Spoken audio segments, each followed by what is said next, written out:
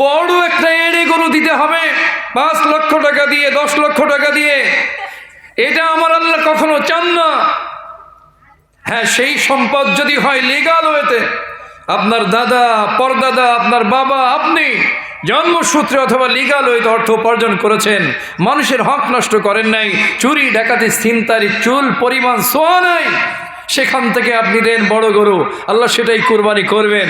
কিন্তু আপনি যদি অপরের সম্পদ লুণ্ঠন করে রাষ্ট্রীয় কোষাগারকে খালি করে ইউনিয়ন কাউন্সিলের চেয়ারম্যান নির্বাচিত হয়েছেন, জনগণের রিলিফ মেরে দিয়ে কুরবানির সময় যদি আপনি 10 লক্ষ টাকা দিয়ে কুরবানি করেন, আমার আল্লাহ স্পষ্ট বলেছেন তোমার ভিতর তাকওয়া নাই, ক্ষুধাভীতি নাই, তুমি 20 লক্ষ টাকা দিয়ে কুরবানি করলেও ওই কুরবানি আমি কবুল করব না। বলুন তো ঠিক কি ঠিক না?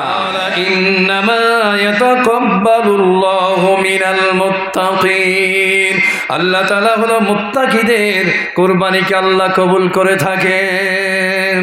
যারা মুত্তাকি, যারা দিনদার, যারা আল্লাহওয়ালা, যারা খোদাভীরু, যারা আল্লাহ তাআলাকে ভয় করে, যারা হালালকে হালাল বলে মনে করেন, যারা হারামকে হারাম বলে বর্জন করে, যারা বাবা মার আনুগত্য করে, তাদের কুরবানি কেবলমাত্র আমার আল্লাহ কবুল করেন। এর দ্বারা এটাও বোঝা গেল বাগডাঙ্গা এবং সারল, তালবাড়িয়া, কুমড়ি আশেপাশে যত গ্রাম আছে, কোরবানির মৌসুম যখন আসে, আপনি যদি চুরি ডাকাতি ছিনতাই করে যদি বড় একটা ষাঁড় গরু, বড় একটা এড়ে গরু যদি কোরবানি দেন, আর আপনার পাশেই হকভাবে হালালভাবে জীবিকা নির্বাহ করে একেবারে ছোট্ট একটা বকরি যদি কোরবানি করে, আমার আল্লাহ ছোট্ট বকরিকে কোরবানি করবেন, কিন্তু আপনার ওই 5 লক্ষ টাকা দামের গরু আমার আল্লাহ কবুল করবেন না। বলুন তো ঠিক কি ঠিক না?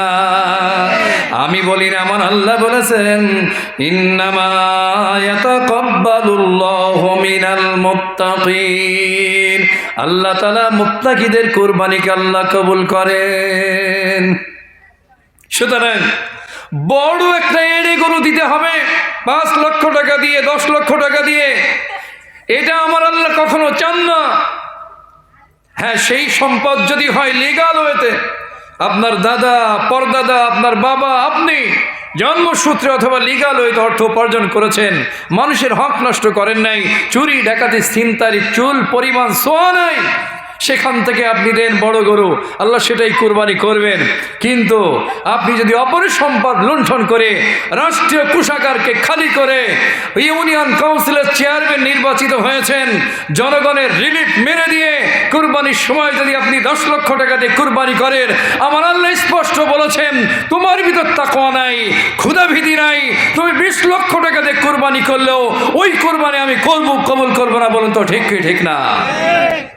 আর আমরা যারা দিন আনি দিন খাই, অথবা কোনো রকম টেনে টেনে কুরবানি ওয়াজিব, যাদের প্রতি ছোট্ট ছোট্ট ভাগও যদি দেই, 10,000 টাকা একটা ভাগ দিলাম, অথবা 5-6 হাজার টাকা দিয়ে বকরিও দিলাম, আমার আল্লাহ সেটাকে কবুল করবেন। এখন